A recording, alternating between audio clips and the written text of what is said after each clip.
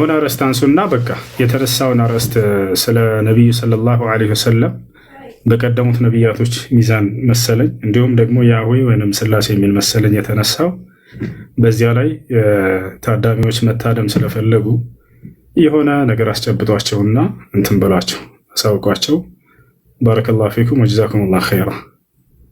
እኔም በድጋሚ ሰላም አለይኩም ወራህመቱላሂ ወበረካቱ እያለ ያ ጀማ ያው የተመለከትነውን ተመልክተናል።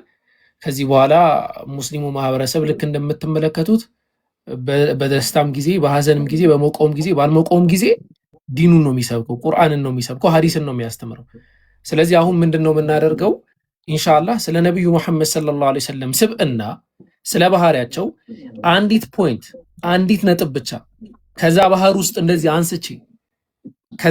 ውስጥ እንደዚህ አንስቼ አንዲት ነጥብ ብቻ ነው ማነሳላችሁ። አንድ ያ ጀማ ከዛ ይህንን የመሰለ ግለሰብ እዚህ ምድር ላይ ታይቶ የሚታወቅ እንደሆነ ፍርዱን ለእናንተ ተዋለው ለክርስቲያን ማህበረሰቦች። ከዛ ደግሞ ቀጥልና ወደ ኢምሩ ነው ማስተላለፈው። ኢምሩ ደግሞ የሚያነሳውን ፖይንት እንመለከታለን ማለት ነው። ግን በነብዩ ስብዕና ላይ ነብዩ አይሻን እንደዚህ አገቡ፣ ነብዩ እንደዚህ ያደረጉ፣ ነብዩ እንደዚህ ተፈለጡ፣ ነብዩ እንደዚህ ነገር፣ ነብዩ እንደዚህ ተብሎ የሚነሱ እያንዳንዱ ስብዕና ጥያቄዎች ቫልዩ የሚኖራቸው መች ነው ታውቃላችሁ? ይሄ ነብይ ሐሰተኛ ነብይ መሆኑን ማረጋገጥ ስችሉና ሰችሉ ብቻ ነው። ግን ባይብሉ እንኳን የሚመሰክርለት ነብይ ከሆነ የሚያጨበጭብለት ነብይ ከሆነ ምን ጠብቀው መሲህ ነው አዳኛችን ነው ወደፊት የሚመጣው ነው ብሎ የሚሰብክለት ነብይ ከሆነ ኢንኬዝ ይሄ የሚነሱ ነገራቶች ትክክል ቢሆኑና ኃጢአት ቢሆኑ እንኳን አብረን ነው የምንፈልገው ሁላችንም ማለት ነው። ክርስቲያኖችም እንደውም በክርስቲያኖች ይበሳል፣ እናንተም እኛም አብረን ነው የምንፈልገው። ለምን እንደዚህ ተፈጠረ ነብዩ እንደዚህ ለምን አደረጉ በሚል ማለት ነው። ነብዩ መሐመድ ሰለላሁ ዐለይሂ ወሰለም ከባህሪያቸው አንዲት ቀለል ያለ ነገር ስናነሳ የመጨረሻ ለሰው ልጅ ክብር የነበራቸው ነበሩ። የመጨረሻ ማለት ነው። ኢብሮ ሚዩት ታረጋለህ እንትን እያስተጋባ ነው አንተ። የመጨረሻ ለሰው ልጅ ክብር ነበራቸው ሰለላሁ ረቢ ወሰላሙ ዐለይሂ ማለት ነው። ለሰው ልጅ ክብር የነበራቸውን በአራት ኢንሲደንቶች ነው ማስቀመጠው፣ ወይ በሶስት ወይ በአራት ኢንሲደንቶች ማለት ነው። አንደኛ ነብዩ መሐመድ ሰለላሁ ዐለይሂ ወሰለም ዓለምን እየመሩ ያንን ሁሉ በጣም ከአእምሮ በላይ የሆነን ነገር እየተገበሩ እንኳ ለቤተሰቦቻቸው የነበራቸው ባህሪ፣ ከነሱ ጋር የሚኗኗሩበት መንገድ፣ አቺ ነገርህ እንዴት ሆነች ወይ አቺ ነገርሽ እንዴት ሆነች ብለው ይጠይቁ ነበረ። ያዝ ሶስተኛ እኚህ በስብዕና ልህቀት ላይ ደርሷል መላችሁ ነብዩ መሐመድ ሰለላሁ ዐለይሂ ወሰለም በጣም ቀላሉና በጣም የሚገርመኝ በሐዲስ ደረጃ ከሰው ጋር ሲያወሩ እንኳ ነብዩ መሐመድ ሰለላሁ ዐለይሂ ወሰለም ልክ እኛ አንድ ሰው ከኋላ ይጠራናል አይደል? እንዲህ ሁላ ዞር ብለው አውርተው አያውቁም። ፌስ ቱ ፌስ ነው ከሰው ጋር የሚያወሩት። ከምን አንጻር ነው? ለኛ እኮ ቀላል ነገር ሊሆን ይችላል፣ ክብር ነው ግን ለሰው የሚሰጡት ክብር፣ ለሰው የሚሰጡት ቦታ ማለት ነው። አራተኛ በዚህን ሁሉ ነገር ላይ ያሉት ነብዩ መሐመድ ሰለላሁ ዐለይሂ ወሰለም ለአይሁዶች ማለት ነው እንዲሁም ለክርስቲያኖች በጣም የሚገርም አቀባበል፣ የሚገርም ውዴታ፣ የሚገርም ክብር የሚሰጡ ነብይ ነበሩ። እንደው እነሱን እንዳይገደሉ፣ እንዳይሰደቡ፣ ከሀገር እንዳይሰደዱ፣ መጠለያ እንዲኖራቸው ያን ሁሉ ነገር ያደርጉ ነበር። እንደው ፕሮግራማችን ያን ርዕስ ብቻ ይዘን የምናወራበት ስላልሆነ አራት ፖይንቶችን ይዣለሁ። እነዚህን አራት ፖይንቶች ያዙና እስቲ ፈተሽ አድርጉ። ከዛ በኋላ ዓለም ላይ ያንን ደረጃ ይዞ እነዚህን አራት ነገር የሚያሟላ ግለሰብ አለ ወይ እንመለከታለን። ምናልባት ይህንን ነገር ግን ኢየሱስ ክርስቶስ ያሟላ ይሁን? የባይብሉ ኢየሱስ ክርስቶስ፣ የኦርቶዶክሱ ኢየሱስ ክርስቶስ? ኢምራን ብቀጠል ትችላለህ። ጀዛከላህ አቡኪ፣ በደንብ ገልጸኸዋል። ከሱ በፊት ቅድም የረሳሁት ነገር አለ፣ በጣም አንገብጋቢና ወሳኝ የሆነ አንደኛ የውይይት ጥሪ ለኦርቶዶክሳውያን ሪከርድ አድርጋችሁ ይህን ፓርት አድርሱልን። ያው እንዳያችሁት ለመምህሮቻችሁ የውይይት ጥሪ አቅርበን 10 ሺህ ሰው አስቀምጠው ፈርተው አልመጡም። ላይቫቸውንም አልከፈትም ለብዙ ሰዓት ማለት ነው። አሁንም ዲያቆን ሆኖ ስለ እስልምናና ክርስትና ሙስሊሞች ፊት መጥቶ ማውራት የሚችል ካለ ለመወያየት ዝግጁ ነን። ስነ ስርዓት ያለው ብቻ ይሁን፣ አሁንም እንወያያለን። ሁለተኛ ደግሞ ወንድም ኢብራሂም እና ወንድም አለስ ኢንሻአላህ ከ2 ሳምንት በኋላ ገራሚ ውይይት አላቸው ከጴንጤዎች ጋር። ጴንጤዎች ቢያንስ ይሻላሉ፣ ተቀብለው ሊወያዩ ነው።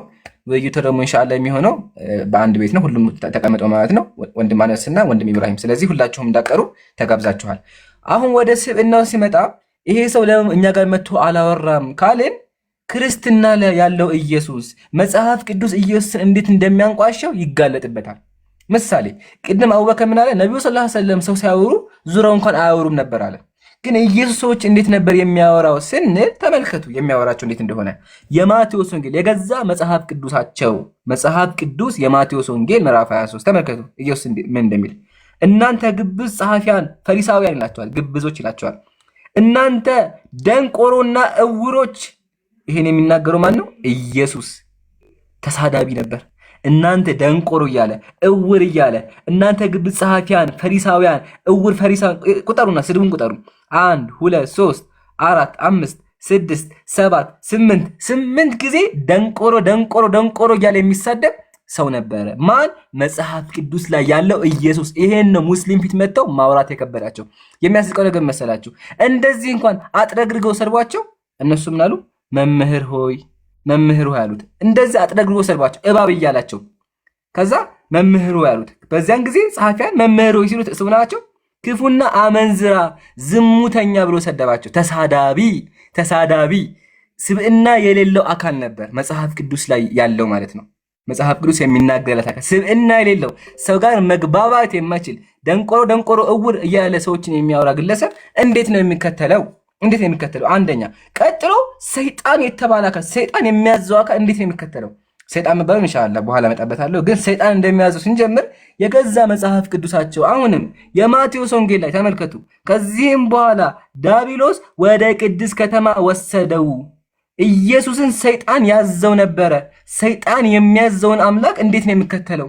ያው መጽሐፍ ቅዱስ ነው። ይሄን ነው ክርስቲያኖች ሙስሊም ቤት መጥተው ማውራት የከበዳቸው። ይሄ ጉድ ይወጣላ አምላካቸው ሰይጣን እንደሚያዘው። ከሱም አልፎ ኢየሱስ ምንድነው 7 ቀንድ ያለው ተብሏል። ሰይጣን 7 ቀንድ ያለው አውሬ ተብሏል። በኒ እስራኤል እናንተ የእስራኤል ልጆች ሆይ ኢኒ ረሱሉላሂ ኢለይኩም እኔ ወደ እናንተ የአላህ መልእክተኛ ነኝ። ሙሰዲቀን ሊማ በይነ የደይ ከኔ በፊት የነበረውን መጽሐፍ አረጋጋጭ ሲሆን ሚነ ተውራ ከተውራት ማለት ነው። ወሙበሽረን ቢረሱሊን ያእቲ ሚን ባዕዲ እስሙሁ አሕመድ ስሙ አሕመድ በሆነ መልእክተኛም የማበስራችሁ ሲሆን ወደ እናንተ የተላኩኝ የአላህ መልእክተኛ ነኝ በማለት ዒሳ የተናገረውን እውነትም አገኘ ነው ማለት ነው። አልሐምዱሊላህ። ስለዚህ በአጭሩ ይኸው እንኳን አይደለም ከእስልምና መጽሐፎች ይቅርና ከእናንተው መጽሐፍ ላይ ይሄ ማለት ነው። ይሄ እንደዚህ ማለት ከባህር ላይ እንደዚህ መርፌ ያስገብተን ማውጣት ነው። መርፌ እንደዚህ ያስገብተን ያወጣ ነው። ይሰማል። አንድ ጊዜ አንዴ እቺ ማስታወቂያ ለስራት በነብዩ ሰለላሁ ዐለይሂ ወሰለም በመጽሐፍ ቅዱስ ወይ ደግሞ በባይብል እና ነገረ ክርስቶስ በዚህ በኩል አብዱል ከሪም አለ፣ አነስ አለ፣ እኔ ያለው በዚህ በኩል ወገናችን ዳኒ አለ፣ ዳንኤል እውነት ለሁሉ መሐመድ እውነት ለሁሉ እንዲሁም ቃል ያለ። ስለዚህ ጥሩ መማማሪያ የሆነ ውይይት ይኖራል። የዛን ጊዜ በደንብ ታያላችሁ። ጀዛኩሙላሁ ኸይረን።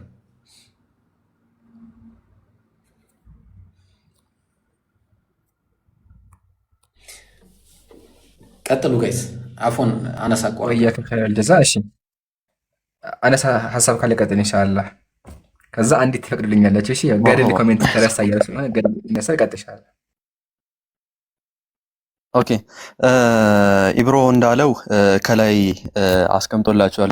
የዛሬ 2 ሳምንት ማለት ነው ኦፊሻል የሆነ ምሁራዊ የሆነ ስኮላርሊ የሆነ ዲቤት ይኖረናል ማለት ነው በዚህ ርዕስ ዙሪያ ማለት ነውና አንድ ሀሳብ ብቻ ለመጨመር ስለፈለኩኝ ነው።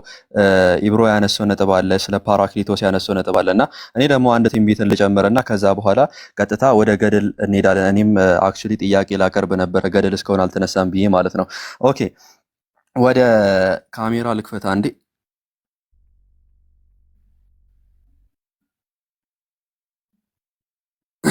ድምጼ ይሰማል?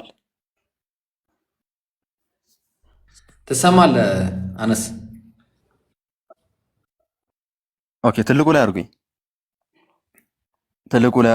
እዚህ ጋር ማሳያችሁ የገዛ መጽሐፋችሁ እናንተ እዛ ቁጭ ብላችሁ ስትተቹ የገዛ መጽሐፋችሁ ነብዩ ሰለላሁ ዐለይሂ ወሰለም መምጣት ይመሰክራል።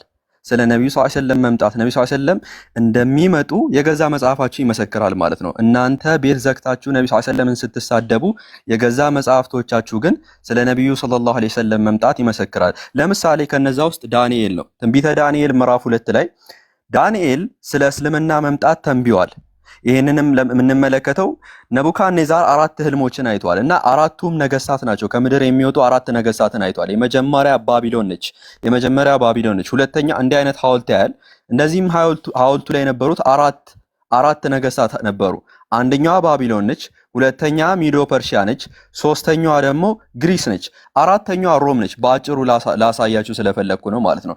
ወደ አራተኛዋ ቀጥታ እንሂድና አራተኛዋን ላሳያችሁ። ምን ይላል ዳንኤል ሲናገር አራተኛዋ መንግስት አለ ሁሉን እንደሚቀጠቅጥና እንደሚያደቅ ብረት ይበረታል አለ። እንዲሁም ሁሉ እንደሚፈጭ ብረት ይቀጠቅጣል ይፈጭማል ብሎ ይናገራል። ይሄ መንግስት አት ዘ ሴም ታይም ምን ይሆናል አለ? ዲቫይድድ ኪንግደም ይሆናል አለ። የተከፋፈለ መንግስት ይሆናል አለ። ሶ ይሄ አራተኛዋ መንግስት ማነች? ሮም ነች። ማን ያለው? የቤተ ክርስቲያን አባቶች። ከነዚህም ውስጥ ለምሳሌ የኢየሩሳሌሙ ቄርሎስ ካሪኬሪካል ሌክቸር 15 አርቲክል 13 ላይ ምን ማለት ያስቀምጣል? ቄርሎስ ራሱ ማለት ነው። ስለዚህ መንግስት ሲናገር እንዲህ በማለት ያስቀምጣል። the fourth beast shall be the fourth kingdom upon earth which shall surpass all kingdoms and that this kingdom is that of the Romans አለ። ይሄ መንግስት የማን ነው አለ? የሮሞች ነው በማለት የቤተ ክርስቲያን አባቶች ታላቁ የቤተ ክርስቲያን አባት ቃል በቃል ያስቀምጣል። ይሄ ብቻ አይደለም፣ ኢራኒዮስ ያስቀምጣል፣ ቅዱስ አቡሊደስ ያስቀምጣል፣ ሌሎችንም በርካታ አባቶችን መመልከት እንችላለን። ቅዱስ ዩርመሲስ ጄሮም ያስቀምጣል። አራቱ መንግስታት እነማን ናቸው? መጀመሪያ ባቢሎን ነች፣ ሁለተኛ ሚዶ ፐርሺያ ነች፣ ሶስተኛ ግሪክ ነች፣ አራተኛዋ ሮም ነች። ከሮም በኋላ ሮም ትከፋፈላለች አለ። ሮም መቼ ነው የተከፈለችው? በታሪክ እስቲ ከስር ኮሜንት ላይ አስቀምጡልኝ። ሮም መቼ ነው የተከፈለችው? በ395 ነው። ሮም ከተከፈለች በኋላ ሮምን ያጠፋታል አለ። ማን ነው የሚያጠፋት? ሮምን የሚያጠፋት ማን ነው? የአምላክ መንግስት ነው። ምን ይላል? አራተኛዋን መንግስት የሚያጠፋት ማን ነው? በእነዚያም ነገስታት ዘመን የሰማይ አምላክ ለዘላለም የማይፈርስ መንግስት ያስነሳላል። እነዚያንም መንግስታት ሁሉ ትፈጫቸዋለች፣ ታጠፋቸዋለች፣ ለዘላለምም ትቆማለች አለ። ሮምን አጥፍቶ የሚነሳ መንግስት አለ። ይሄ መንግስት ማን ነው? ሮም ከተከፈለች በኋላ የሚነሳ ሮምን ያጠፋት መንግስት ማን ነው? ከእስልምና ውጪ የለም። ታሪክ ሕያው ምስክር ነው ለዚህ። እስልምና ሮምን በ1453 ቆንስጣንቲኖፕልን በመውሰድ ሃጋይ ሶፊያ ቤተክርስቲያናቸው ቤተ መቅደሳቸው እንኳን ዛሬ ላይ አዛን የሚሰማበት ቦታ ሆኗል። እነዚህ መጽሐፎች አሉ። በእነዚህ መጽሐፍ ያፍራሉ። ለምን? እነዚህ መጽሐፍ ላይ አምላካቸው ብልግና ይሰራል። ለቃሉ ይቅርታ ግን ያ ነገር ያደርጋል። ምን ካላችሁን ላሳያችሁ የሚያደርገው። ከዛ ሰሙ እናንተ ራሳችሁ ወቁ። መጽሐፉን ይሁት ሙስሊም በማስረጃ ገድለ መባጽዮን። እሺ በዚያን ጊዜ ፍርሃትና መንቀጥቀጥ ያዘኝ፣ እንደ ሰም ቀለጥኩኝ። እንዲህ ሲል መለሰልኝ፣ እኔ ዛሬ የተወለድኩኝ የመድኃኔዓለም ልጅ ነኝ፣ የማርያም ልጅ ነኝ፣ አትፍራ አለኝ። ይህንንም ብሎ አፌን ሳመኝ። ከጣዕሙ ብዛት የተነሳ አፌን አጣፈጠው፣ ምንም አላወቅኩም፣ ልቤን አሳጥቶኛል አለ። ኢየሱስ ምን አደረገ? ወንዶችን ከንፈራቸውን ሳማቸው፣ ምላሳቸውን ታደረገላቸው ማለት ነው። በይሄ መጽሐፍ ስላለ ነው ያፍራሉ። ያሳፍራል። ውርደት ነው። ኦርቶዶክስ እፈሩ። ቤተ ክርስቲያናችሁ ባወጣችሁ መጽሐፍ ላይ አምላካችሁ ወንድ ጋር ተገቢ ያልሆነ ነገር ያደርጋል። ለአንድ ሰዓት እኔ መንገድ ላይ አንድ ሰው እንደዚህ ያደርግባ ግን ድንጋይ ወረውራለሁ፣ ዝም ብዬ አላልፍም። አምላክ ሲባል ደግሞ አስቡት። አምላክ መጥቶ ከአንድ ጎረምሳ ጋር ለአንድ ሰዓት ደግሞ ቄሱ ምን አለ? ምንም አላወኩም፣ ልቤን አሳጥቶኛል አለ። የሚገርመው ነገር ደግሞ ሲሄድ ምራቁን ተፍቶበት ሄደ። ሲሄድ ምራቁን ብሎ ተፍቶበት ሄደ። ይህንንም ካለኝ በኋላ ምን አለኝ? ያው በዚያን ጊዜ ምራቁን ከራሴ ላይ እንትፍ አለብኝ አለ። ምራቁን ተፋበት ኢየሱስ። ከጨረሰ በኋላ ብሎ ተፍቶበት ሄደ። ከዛ እሱ ምን አደርጋለሁኝ አለ? እሱን እልሳለሁ አለ። ከንፈሩን ከሰማይ በኋላ ሲሄድ አንድ ሰዓት ሙሉ ከተጣባ በኋላ ሲሄድ ብሎ ተፍቶበት ሄደ። ከዛ ቄሱ ደግሞ ይልሰዋል። እንደዚህ አይነት መጽሐፎች ናቸው። ለዛ ያፍራሉ። ኦርቶዶክስ ካለ ይሄን ጠይቅ። አምላኬ ለምንድን ነው ወንዶችን ተገቢ ያልሆነ ነገር የሚያደርገው? ይሄ ነገር ብልግና ነው። ለዛ ነው እኛ ፊት መጥተው የማያዩት። ለምን? እነዚህ መጽሐፍ እንደሚከፈቱ ስለሚያውቁ። ይሄም አለ። ያው ግን ስለሚበዛባችሁ በዚህ ላቁም። ኢንሻአላህ ቀጥላው።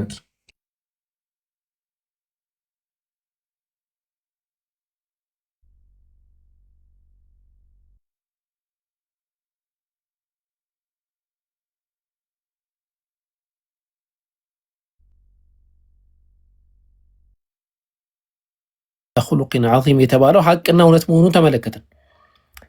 እስቲ ምናልባት ወንድም ሳላህ ካለ እንደው የክርስትና ነቢያት ነቢዩም ባይመስሉም የተቀራረበ ነገር ይኖራቸዋል። ባይዘው ይሄን ነገር ስንል አድምጡ።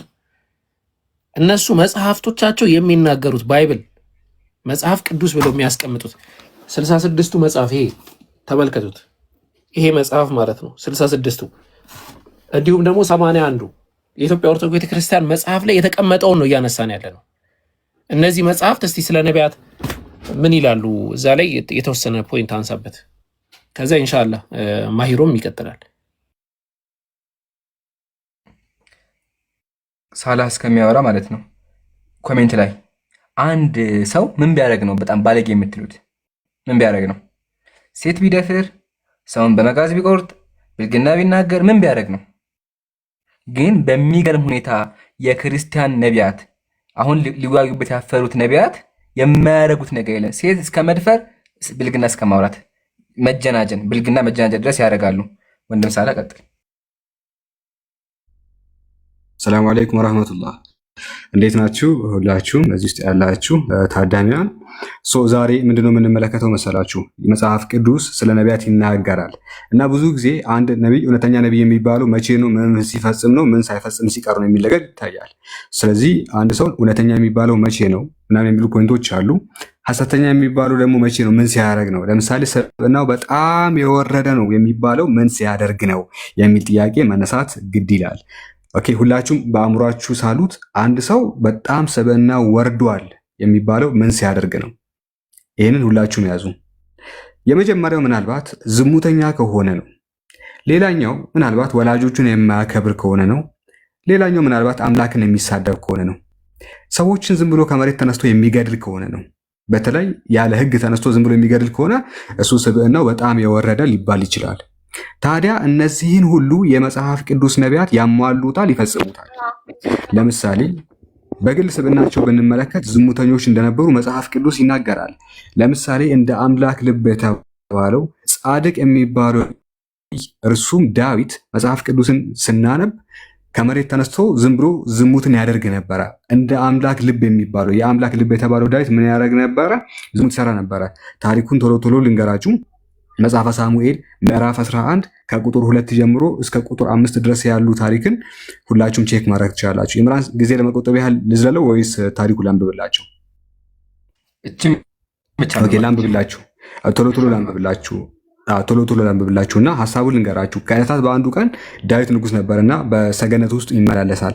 በሰገነት ውስጥ ሲመላለስ ምን የሚል ነገር ምን ያገኛል? እንዲህም ሆነ ይላል ቁጥር 2 ላይ ወደ ማታ ዳዊት ከምንጣፉ ተነሳ፣ በንጉሱም ቤት በሰገነት ላይ ተመላለሰ። በሰገነቱም ሳለ በአንዲት ሴት ስትታጠብ አየ። ሴቲቱ መልከ መልካም ነበረች ይላል እና ንጉስ ዳዊት ገላውን የምትታጠብ አንዲት ሴትዮ ይመለከታል። ቆንጆ ስለነበረች ምን አደረገ? ዳዊትም ልኮ ስለ ሴቲቱ ጠየቀ። አንድ ሰውም ይቺ የኤልያብ ልጅ የኬጢያዊ የኦርዮ ሚስት ቤርሳቤ አይደለችም እንዴ የሚል መረጃ መጣለት። ከዛ ዳዊትን መልእክተኞችን ልኮ ይላል 4ኛው ቁጥር ላይ ፊት ለፊት ተመልከቱ። ዳዊትን መልእክተኞችን ልኮ አስመጣት፣ ወደ እርሱም ገባች። ከርኩሰቷም ነጽታ ስለነበር ከእርሷ ጋር ተኛ፣ ወደ ቤቷም ተመለሰች ይላል።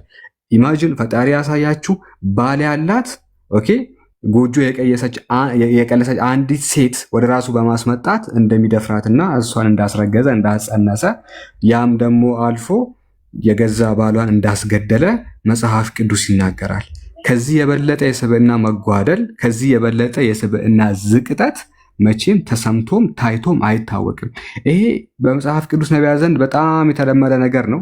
ሌሎች ነቢያትም በርካታ ነገራቶችን ሲያደርጉ እናያለን። እርቃናቸውን ይዞራሉ። ሰዎችን በመጋዝ ይተረትሩ ነበረ፣ ይሰነጥቁ ነበረ። የሰው ልጅን እንግዲህ አንገታቸውን እየቆረጡ በተቆረጠው አንገት ተራራ ይሰሩ ነበረ። የዚህ ድርጊት ፈጻሚ ደግሞ ማን እንደሆነ ቀጣይ ማሳያችሁ ይሆናል። የእግዚአብሔር ነቢይ የሆኑ አካላት እንዲህ ያለ ነገር ያደርጉ ነበረ። ስለዚህ ነቢያቱ ይህንን የሚያደርጉ ከሆነ ይህንን ነቢያት በዚህ በጥቁሩ መጽሐፍ ቅዱስ ውስጥ ተሸክማችሁ እንዴት ነቢይ መሐመድን ልትተቹ ትመጣላችሁ? እንዲህ ያለ ነገር መጽሐፋችሁ ፊት ለፊት ተዘርግፎላችሁ እንዲህ በስፋት በምልአት ተቀምጦ ነቢ መሐመድ ላይ አፋችሁን የምትከፍቱበት፣ ነቢ መሐመድን በስብዕና የምትተቹበት ምንም አይነት ሚዛን እንዳሌላችሁ ከነዚህ ልንረዳ እንችላለን፣ ይገባልን። ይህንን ይመስላል። ፖይንቶችን እንጨምራለን። ጀዛከላ ሳላህ። በደንብ ሀሳቡ እንዲገባችሁ ነብዩ ሚስት አገቡ ትላላችሁ። እናንተ የምትከተሉት የኢየሱስ አያት የመጽሐፍ ቅዱስ ጸሐፊ ነብያችሁ ነብዩ ዳዊት ሴት ደፋሪ ነበረ። ሴት የሚደፍር ሰው ነበረ። ሴት ደፋሪ የጻፈውን መጽሐፍ ይዘህ በምን አፍህ ነው ነብዩን የምትተቸው?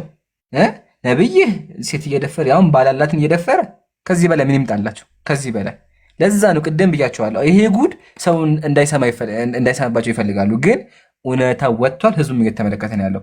አንድ ሳላ ቅድም የተናገሩት ንግግር ነበር። ሲያወሩ ራሱ ስለምን ያወራሉ የሚሆን ነገር ነገር ስለምንድን ነው ጸሐፊዎቹ ስለምን ይናገሩ ንግግራቸው ምንድን ነው የሚለውን ነገር ምሳሌ የዳዊት ልጅ ሰለሞን አለ። እሱን አንሳልና እንዴ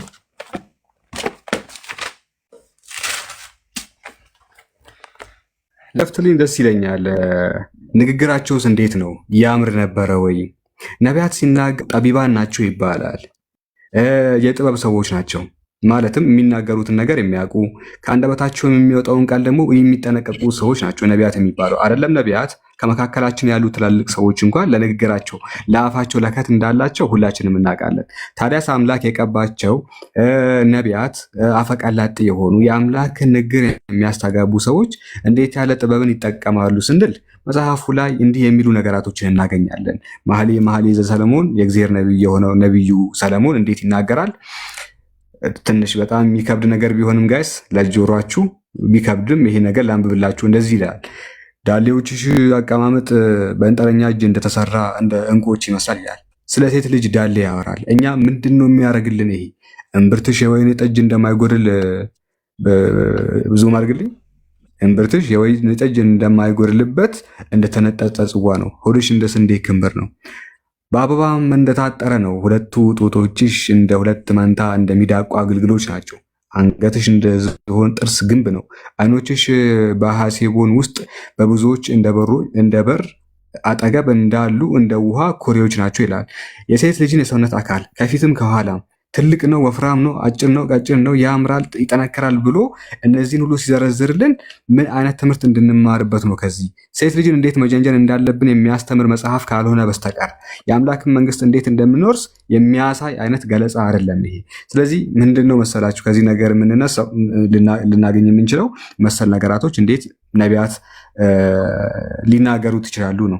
ምናልባት ስጋዊ ነገራቶችም ቢናገሩ ችግር የለውም፣ ይህን እንቀበላለን። ግን ሙር የአምላክ መንግስት ላይ ትኩረት አድርጎ ማስተማር ሲገባቸው መሰል ነገራቶችን መጥቀሳቸው ተገቢ አልነበረም የሚል ሂስን ትችትን እናቀርባለን። ለማንኛውም ጥሩ ነው ነው ያም ሆነ ይህ አሪፍ ነው። ምን ትላለህ ኢምራን? የዛከለ በቃ ይሄ ነው ያጀማት አይታችኋል። ጸሐፊዎቹ ራሱ የሚጽፉት ሰዎችን የሚያስተምሩ ጅንጀና ነው። ሚስቱ ጋር የሚያወራውን ነገር ነው። ዳሌዎች ጡቶች ይላታል። እሷ ደግሞ ምን ትለዋለች? ልጄ ወዳጄ ና ወደ ሜዳ እንውጣና በዛ ሁለቱ ጡቶችን እሰጥሃለሁ ትለዋለች።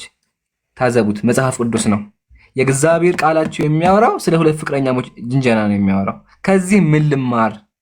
ክርስቲያን ይሄ ነው መጽሐፍ ይሄ ነው። በደንብ ተመልከት። ሴቶች አንድ ሴት ባሏን ጡቴን እሰጥሃለሁ፣ ጡቴ ትልቅ ነው። እሱ መጀመሪያ ጡቶች ትልቅ ማለት ጡቶች ትልቅ ነው አላት። እሷ ደግሞ ና ወደ ከተማ እንውጣና ተደብቀን ከዛ በኋላ ተደብቄ በዚያ ጡቶቼን እሰጥሃለሁ። ጡቶች ምን አይነት ነው ደግሞ? ጡቷን ተመልከቱ ምን አይነት ነው። እዛ መጽሐፍ ቅዱስ ላይ እኔ ቅጥር ነኝ ጡቶቼም እንደ ግንብ ናቸው። ጡቷ ምን አይነት ነው? ጡቶቼም እንደ ግንብ ናቸው። ይሄ ነው መጽሐፍ ቅዱስ። ለዛ ነው ክርስቲያን የሚያፍረው። አያነቡትም። ቄሶቹም ኑ ሲባሉ አይመጡም። ለምን? ይሄ ጉድ ህዝቡ እንዳያውቅ። አሁን ግን አልሐምዱሊላህ በደንብ ህዝቡ እየሰማ ነው ያለው። ቀጥሉ።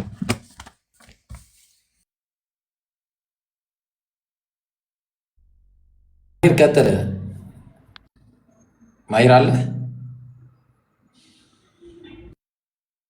አሉ ብሮ።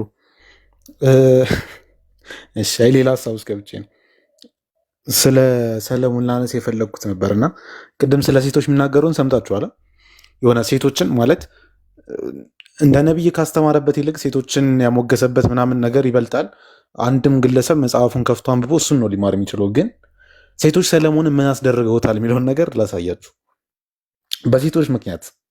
በሴቶች ምክንያት ሰለሞን ምን እንዳደረገ ልንገራችሁ። መጽሐፈ ነገሥት ቀዳማዊ ምዕራፍ 11 ቁጥር 4 ላይ አስቡት። ነቢያት ማለት ሰዎችን ከጣዖት አምልኮ አውጥተው ወደ አምላክ አምልኮ ወይም ደግሞ ትክክለኛው እውነተኛውን ፈጣሪ እንዲያመልኩ የሚጣሩ ናቸው። ይሄ ደግሞ ተራ ነብይ አይደለም፣ የዳዊት ልጅ ነው። ዳዊት ማለት ታውቁታላችሁ፣ ለእናንተ አልነግራችሁም።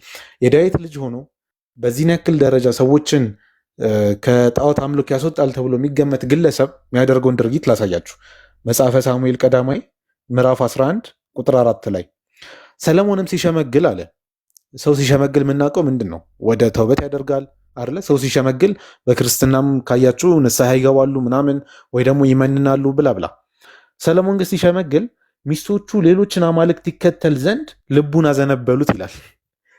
እግዚአብሔርን የካደ ግለሰብ ነው። እንግዲህ የእግዚአብሔርን ቤተ መቅደስ ይሰራል ተብሎ የተባለለት የነበረው ሰው እግዚአብሔርን ትቶ ሌላ አማልክትን ሲያመልክ የነበረ ሰው ወይም ደግሞ ልቡን ወደ አማልክት ያዞረ ሰው በምን ምክንያት? በሴት እነዛ መኃልየ ላይ ምናምን ያሉትን ቃላት ተጠቅሞ ያወደሳቸው ሴቶች ሚስቶቹ ወደ 700 ሚስቶች አሉት፣ 300 ዕቁባት። በእነዚህ ምክንያት ምንድን ያደረገው?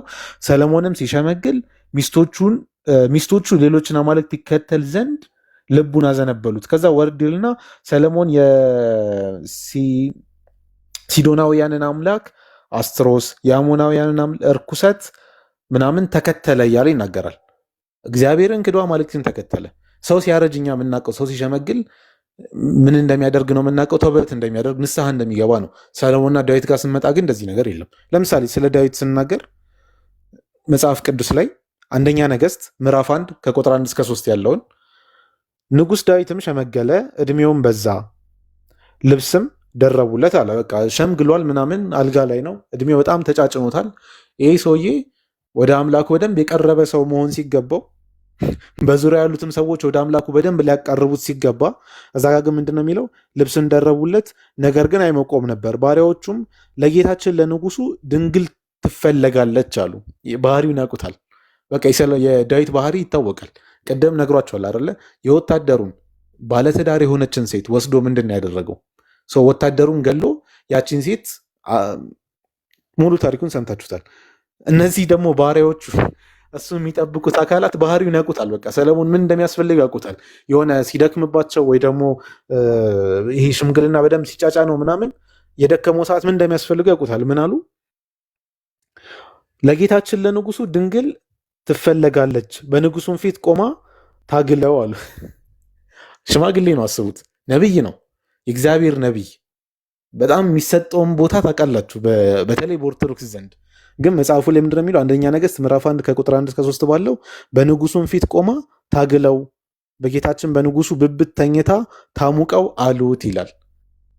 ይሄ በጣም በጣም ይሄ መጽሐፍ ቅዱስ እንግዲህ ነቢያትን በዚህ መልኩ የገለጸ መጽሐፍ ነው። አንድ ነቢይ በዚህ መልኩ ከሚገለጽ ታሪኩ ባይወራ ይሻላል። ጭራሽ ነቢይ ተብሎ ስም ተሰጡት እና በጣም ያሳዝናል። ቀጥሉሽ። ጀዛከላህ ማሂር። የጀማዓተል ኸይር ማሂር እያሳየን ያለው በደንብ ትኩረት ካረጋችሁ የመጽሐፍ ቅዱስ ጸሐፊያን የኢየሱስ ነቢያት በእነሱ ማለት ነው ጣዖት አምላኪያን ናቸው ያን ያለው። ከዚህ በላይ ውርደት የለም። እሺ ኡስታዙን አስተዋይዞ ወሄዳለ።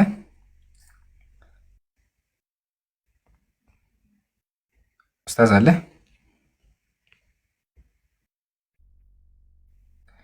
ስራ ላይ ማለት ኢንሻአላህ። እሺ ወንድሞች ቀጥሉና ወደ ማጠቃለያ እንሂድ። እስቲ ልቅደማችሁና አልሐምዱሊላህ ረቢል ዓለሚን አልሐምዱሊላህ ረቢል ዓለሚን አልሐምዱሊላህ ረቢል ዓለሚን።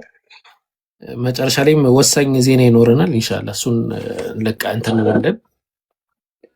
የዛሬ ቆይታችን አጠቃላይ ተመልክታችሁታል። እንግዲህ በጣም ፍሬያማ ቆይታ ማሻአላህ። ብዙ ሰዎችን ኢምራን ምናልባት እንትን ማለት መፈልገው በውስጥ በኩል መስለም እንፈልጋለን ምናምን ብለው ይመጡ ሰዎች ይኖራሉ አይ ቲንክ። ምክንያቱም በጣም ብዙ ኮሜንት ተመልክቻለሁ። ለማስገባት በጣም አስቸጋሪ ስለነበረ ነው። ሐቂቃውን ብዙ ኮሜንት ተመልክቻለሁ። እኔም በውስጥ በኩል እየደረሱኝ አሉ። ቆይ አንዴ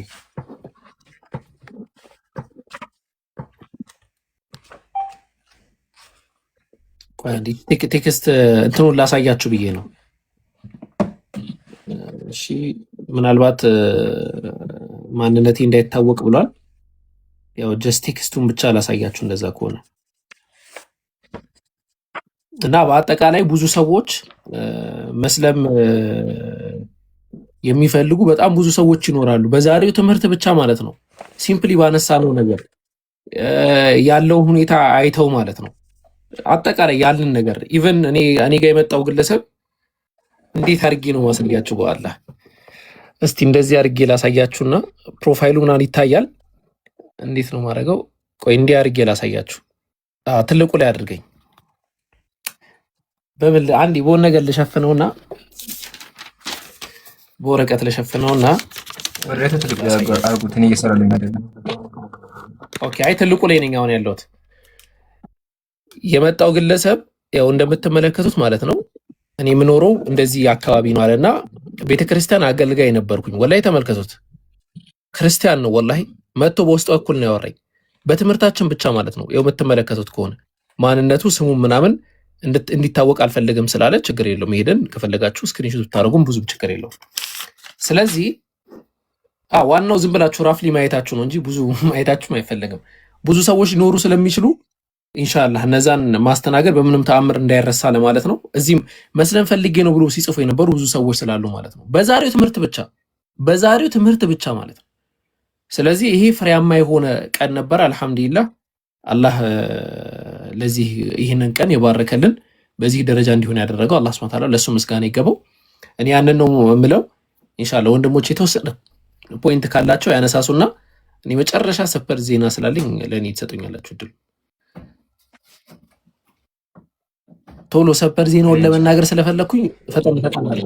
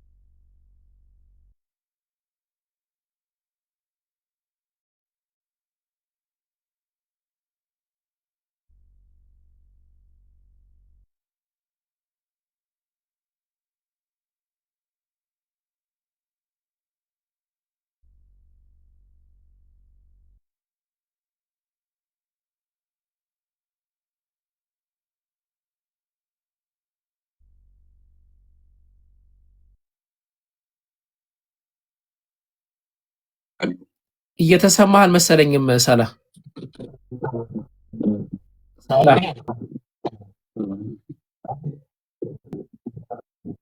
አይ አትሰማም። ሚዩት ነው። እኔም ጋር ሚዩት ነው የሚታየው። የኛ ድምጽ ይሰማል። ኦኬ ቆይ ሌላ ሰው ይቀጥልና ሰላህ አንተ ሚዩትህን እንትን አትበል፣ አትዝጋው። ሚዩቱን አትዝጋው። በራሱ ሰዓት ሲነሳ ኢንሻአላህ አንተ ትቀጥላለህ። ኦኬ ኢብሮ ቀጥል አንተ። እስከዛ ሚዩት ነው የሚያሳየን ሰላህ። እሺ እኔ ጋይስ ምንም ምለው ነገር የለም። እንኳንም ታዘባችሁ ዛሬ አልሐምዱሊላህ ረቢል ዓለሚን። ያው የነበረውን ነገር አይታችኋል። እንግዲህ ሙስሊም ፊት መጥቶ የሚቆም ማንም አይነት የኦርቶዶክስ ቤተክርስቲያን ተወካይ የሆነ ሰው የላቸውም፣ አይተናል። ስለዚህ ከዚህ በኋላ የዛ ሰውዬ ፋይል ተዘግቷል። ቢጠራን እንኳን ማለት ነው ቀደም እንደተባለው ነው አመጣጡን አሳምሮ በሌላ አይነት መንገድ አማላጅ ምናምን ልኮ ካልሆነ እኛ ፊት አይቀርም። ከዚህ በኋላ ሌላ ሰው ነው በቃ ዛሬ ጨርሷል። ስለዚህ ከዚህ በኋላ ሌሎች የኦርቶዶክስ ቤተክርስቲያን መምህር ነኝ የሚሉ ሰዎች ካሉ መምጣት ይችላሉ። በእኔ በኩል ኢንሻአላህ የውይይቱን ጉዳይ እንዳትረሱ። አላህ ካለ የዛሬ 2 ሳምንት ከባድ ውይይት ይኖረናል። አላህ እዛ ያደርሰን። አላህ ብዙ ምንማማርበት አድርገን። ዛሬ በጣም ጥሩ ትምህርትን ያገኘነው አልሐምዱሊላህ ረቢል ዓለሚን። እውነት ከውሸት ተለይቷል። እኔ በቃኝ። ሰላም አለይኩም ወራህመቱላህ። ወአለይኩም ሰላም ወራህመቱላሂ ወበረካቱ። ሳላህ አሁን ሚዩቱ ተነስቷል። ሳላህ ቀጥል። ሚዩቱ ተነስቷል። ሳላህ ቀጥል። ወይ እሺ፣ አሁን ሰማለሁ። እስቲ ኮንፈርም አድርጉኝ። ቅድም እኮ ብቻ ነው ያወራው ረጅም ሰዓት። እሺ እስቲ እኔ የምሰማ ከሆነ አንዳንድ ጻፉ። እኔ የምሰማ ከሆነ አንዳንድ ጋይስ፣ ሌላ ነገር ሳይሆን የምሰማ ከሆነ አንዳንድ ጻፉ። ጥቂት ሰዎች ብቻ። እሺ ብዙ ሰው ጥቂት ሰዎች ብቻ። ኦኬ ጀዛኩሙላሁ። እንግዲህ ዛሬ የታዘባችሁት የሚሆኑ ሰዎች በላይፍ ቀጥታ ተከታተሉ ነበረ ቶች ነበሩ። ይሄ ሰው ዛሬ ምንድነው የተመለከተው? ዛሬ ምንድን ግልጽ ያዩት? ውሸት በብዙ ዘመናት ለብዙ ነገር ሊወራ ብዙ ታሪክ ያፈራ አይችልም። በጣም ነገር ሀይሎ ሊታይ ይችላል። የሆነ ሰዓት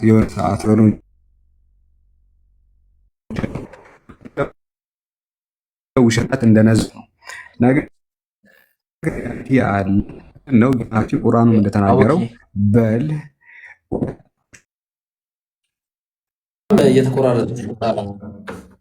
ሳላህ እየተቆራረጥክ ሳይሆን እየተበጣጠስክ ነው። ሳላህ በጣም ኔትወርክ ካቅም በላይ ነው።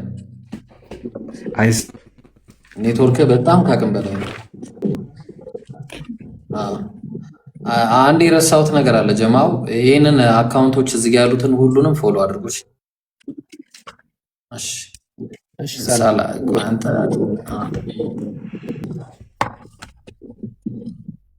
እኔ ግን አለው። አዎ አለ። አንተ ኢብሮ እያወራህ ነበር።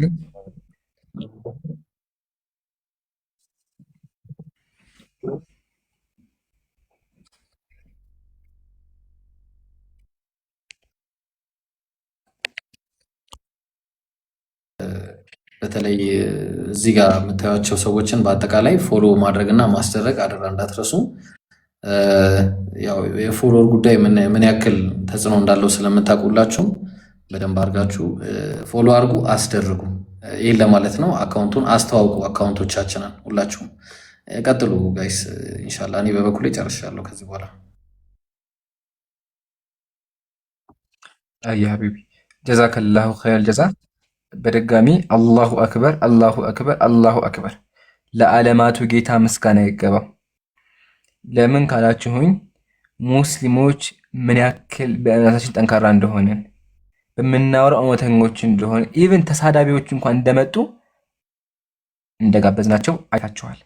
የውይይት ቀጠሮ ተይዞ ፕሮግራም ተደርጎ ሙስሊም ፊት መጥተው ማዋት እንዳልቻሉ ፕላስ የምናወራበትን ቀጠሮ ሁሱ ይምጣ እንኳን ብሎ ሁሱ መጥቶ ማውራት እንዳልቻሉ ላይቫቸውን ዘግተው እኛ ጋር ሲያዳምጡ እንደነበረ አይታችኋል።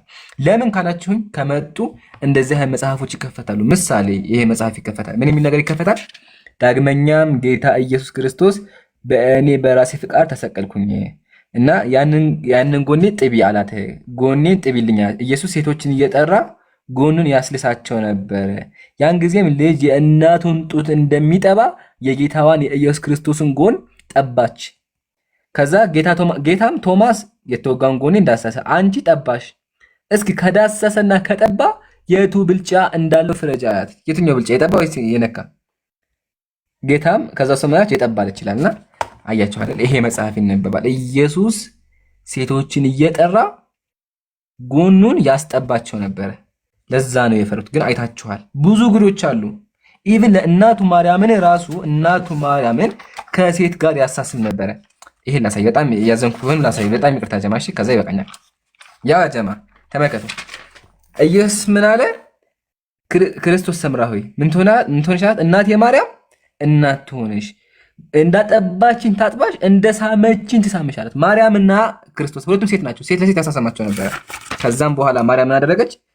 ወዳጄ ክርስቶስ ሰምራ ሆይ አትዘኝ፣ ይህንንም አለቻትና በእጇ ታቅፋ አነሳቻት፣ ጡቷንም አጠባቻት፣ ሳመቻት፣ ጡቷንም አጠባቻት። ኢየሱስ እናቱን ከሴት ጋር ጡት ያጣባ ነበር፣ ለጎረምሶች እና ለትልቅ ሰዎች። ይሄን መጽሐፍ ይዘው አፈሩ ሙስሊም ፊት ለመቆም። ለምን? ይሄ ከተነሳ ኦልሬዲ ህዝበ ክርስቲያኑ ይጮህባቸዋል። ለዛ ነው ያመጡት። ተረዷቸው። ብቻ ግን ክርስትና ላይ ያሉትን ነገሮች እንዲሁም እስልምና ያሉትን ነገሮች በደንብ አውቃችኋል። ለዓለማቱ ጌታ ምስጋና ይገባው። ከዚህ በኋላ የዚያን ዲያቆን ስም ጭራሽኑ እንዳታነሱ፣ ፈሪ እንደሆነ ስላረጋገጥን ማለት ነው። 4 ነጥብ አድርገን ታሪክ መዝገብ ውስጥ አስገብተነዋል። ወደ ቀጣይ እንቀጥላለን ኢንሻአላህ። ከዚህ በኋላ ሁልጊዜ 3 ሰዓት ፕሮግራሞች አሉ እንዳቀሩ፣ እንዲሁም ከ3 ሳምንት በኋላ ታላቅ ዲቤት አለ እንዳቀሩ ኢንሻአላህ። ወሰላሙ አለይኩም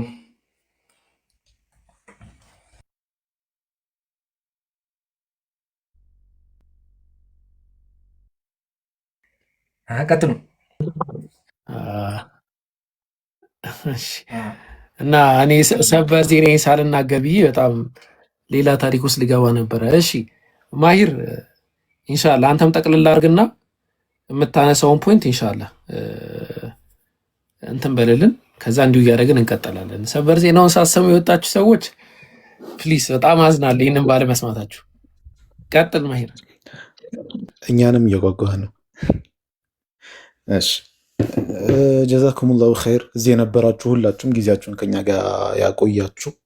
በእርግጥ ውይይት ልታዩን የመጣችሁት ግን ያው በተወሰነ መልኩ እናንተን በባዶ ላለመመለስ በሚለው ትምህርቶችን ተመምረናል። አላህ ሱብሃነሁ ወተዓላ በተማርነው የምንጠቀም ያድርገን። ካሁን በኋላ ግን ማንኛቸውም እንወያያለን ሲሉ መጀመሪያ ደብዳቤ ጽፎ መፈረም አለባቸው። ምክንያቱም ለእነሱ የምናጠፈው ጊዜ አይኖርም።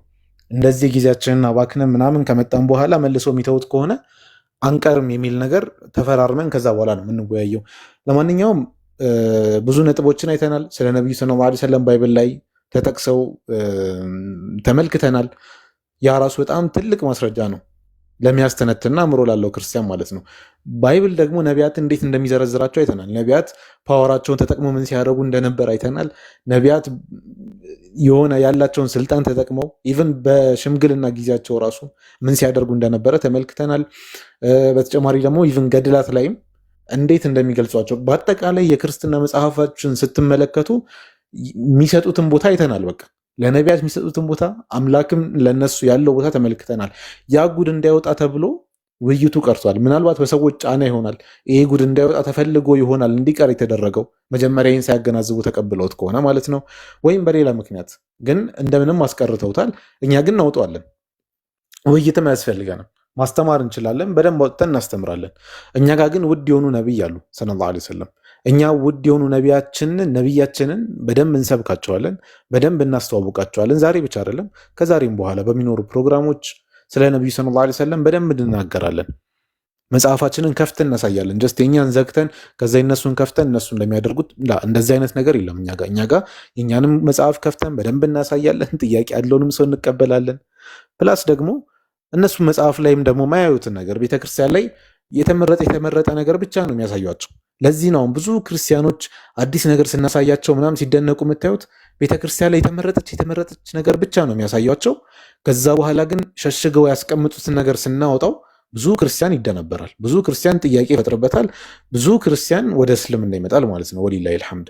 እና ከዛ አንጻር ክርስቲያኖች አንብቡ፣ ተማሩ። ሙስሊሞችም ክርስቲያኖችን በደንብ አሳውቁ። በእኛ ብቻ የሚዳረስ አይደለም። እዚህ መታችሁ የምታደርጉት ነገር ትልቅ ነው።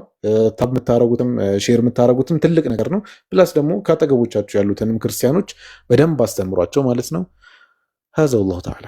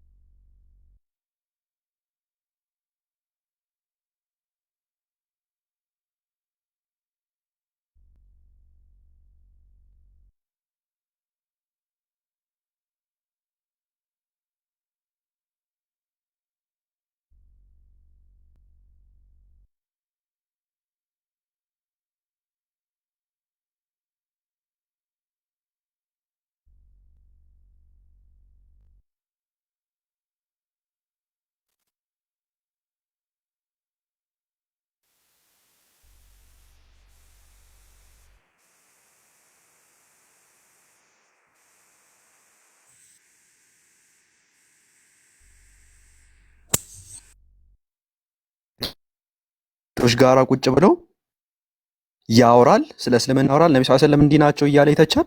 መተህ ተወያይ ተባለ፣ መድረክ ተዘጋጀ። ውይይቱን ተቀበለ፣ አልመጣም፣ አልተወያየም። 10,000 ሰው አስቀምጦ አልመጣም። ጋይዝ ታዘቡት። ይሄ ማለት ይሄ ሰውዬ መቼም እኛ ፊት መጥቶ ቀርቦ አይወያይም ማለት ነው።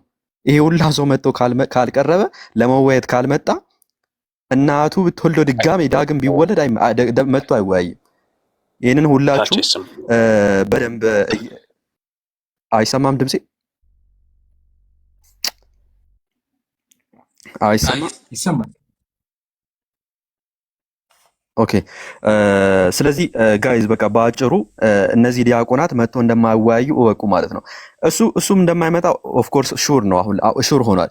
ነገር ግን ሌሎች መምህራኖች ካላችሁ ማለት ነው ሌሎች መምህራኖች ካላችሁ ጠርተናችኋል። እዚህ ጋር ለመወያየት ፍቃደኛ ከሆናችሁ መምህር የሆናችሁ አካላትን ነው የምጠቅሰው ባይዘ ማለት ነው። እና እዚህ ጋር ያሉት ወንድሞችም ታላላቅ ወንድሞች ናቸው፣ መጽሐፍን የጻፉ ናቸው፣ ትላልቅ ደረጃ ያላቸው ወንድሞች ናቸው። እና መታችሁ መወያየት የምትችሉ ከሆነ ኦፊሻል የሆነ ዲቤት ቀርቦላችኋል። ወንድም አቡበከር ኢምራን እና ሳላህ አቅርቦላችኋል። ሳላ ማለት ነው መታችሁ መወያየት ትችላላችሁ። ድጋሜ ነው ጥሪ እያቀረብንላችሁ ያለው። እንትኖች አስተውሉ፣ ምዕመናን አስተውሉ። ለምንድን ነው እነዚህ መምህራን መጥቶ ሙስሊሞች ፊት ቀርቦ የማይወያዩት ብላችሁ አስተውሉ። ጥሯቸው፣ አስገድዷቸው እንዲወያዩ። የሆነ ነገር ስለሚወጣ ነው መጥቶ የማይወያዩት ማለት ነው እኛ ፊት ያ ካልሆነ በቀር መጥቶ እንዲወያዩ በድጋሜ ጥሯቸው። ያው ባጭሩ ይህንን ይመስላል። ቢብሊካል ያሉት ነገራቶች ምን እንደነበሩ ምን እያደረገ እንደነበረ ክርስቶስም ጭምር የባይብል ነቢያትም ምን ሲያደርጉ እንደነበሩ አይተናል። ክርስቶስ እንዴት ወንድ ለወንድ ሲሳሳም እንደነበረ፣ የወንድን መላ አካል ሲስም እንደነበረ። ይህ በጣም የወረደ ነገር ነው ጋይስ፣ በጣም የወረደ ነገር ነው። ይሄን እንዲህ አይነት ስራ ሲሰራ ነበር። ይሄ ምዕመኑ ፊት እንዳይወጣ ስለፈለጉ ነው። ይሄ ምዕመኑ ፊት እንዳይወጣ ስለፈለጉ መጥቶ አይወያዩም፣ እኛ ፊት ቀርቦ አይወያዩም።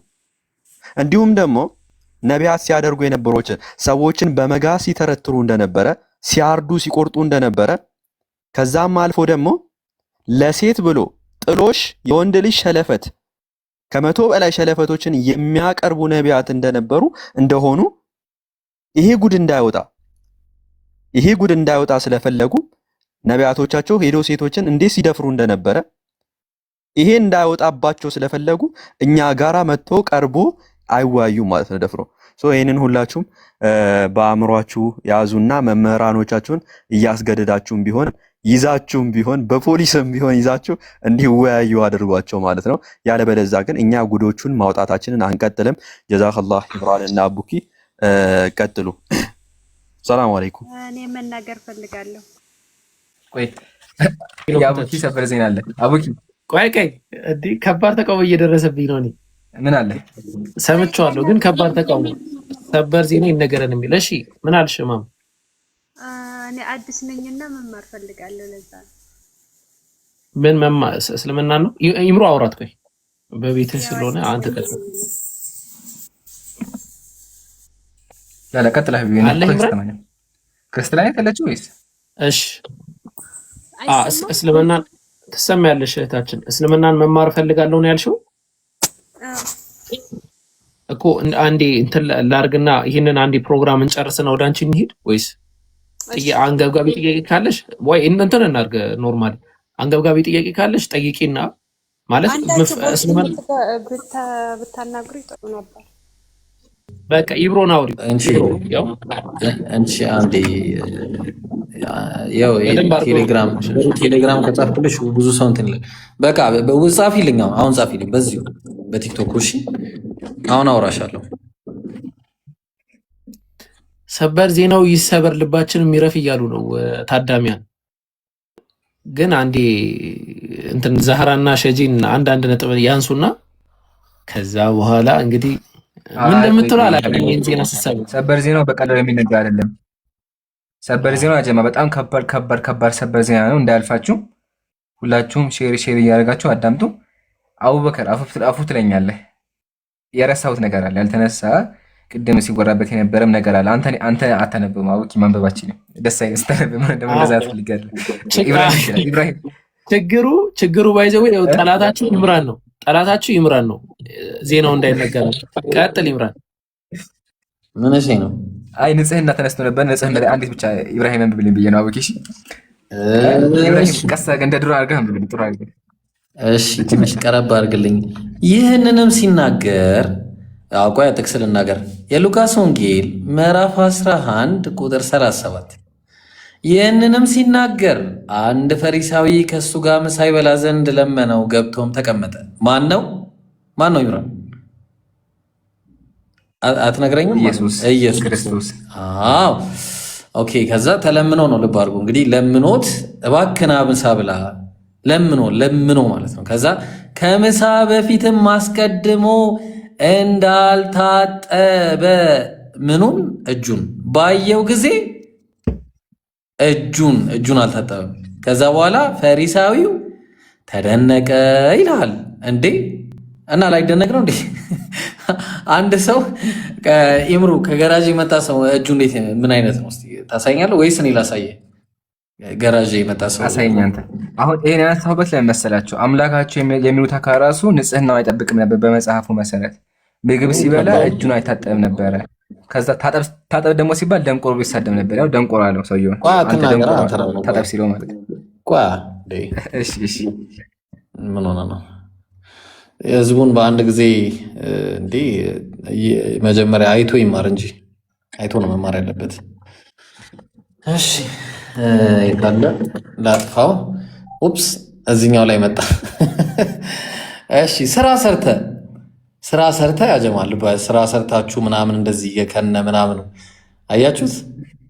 ይሄ በቃ የሆነ ቆፍረ ምናምን በእጅ ዝቀ ምናምን አፈር በአፈር ሆነ ምናምን ከዛ በኋላ እንደዚህ አድርገት ቆርስና በእጅ ደግሞ እንዳይዘጋ ቲክቶክ አዲስ ባህሪ አምጥቷል።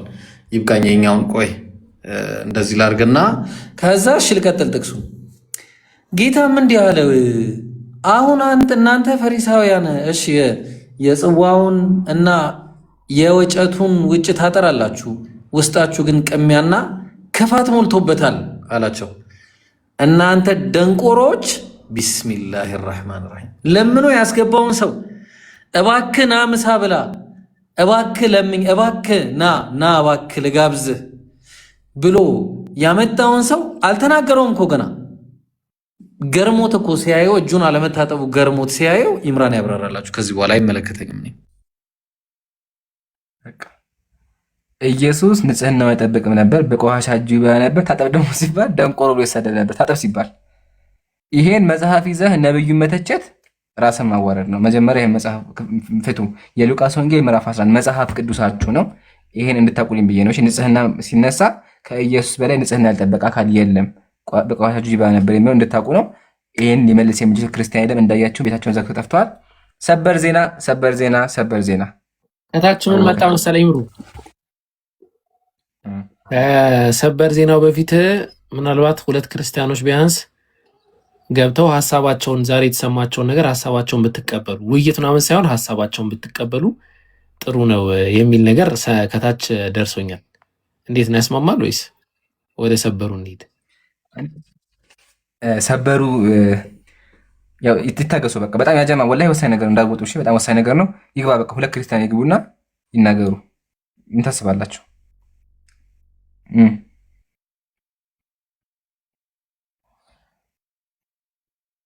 አቡኪ ኢብሮ ግን እንደዛ ራሳቸውን ነው የሚያዋርዱት ከሲያደው። አይ እንደዚህ አይነት ነገር አሁን የሁሉ ትምህርት ተምራው መልሶ አይ ጨዋ ነው የሚያወጣው። አይ ዶንት ቲንክ እንደዛ ያደርጋሉ ብዬ ማለት ነው። ምክንያቱም አይተዋል በምን አይነት ግብረ ገብነትና በምን አይነት ስርዓት እንደምናወራ አይተዋል። ያው እነሱም በዛ ደረጃ መልስ ይሰጡናል ብዬ ነው ማምነው። እንግዲህ አይ ዶንት ኖ ግን እንደዛ ነው ማምነው። እኛ ቤት ያለና ሌላ ቤት ያለ እኮ አንድ ሊሆን አይችልም። ኦኬ እየወጡ ነው ግን የገቡት እየወጡ ነው።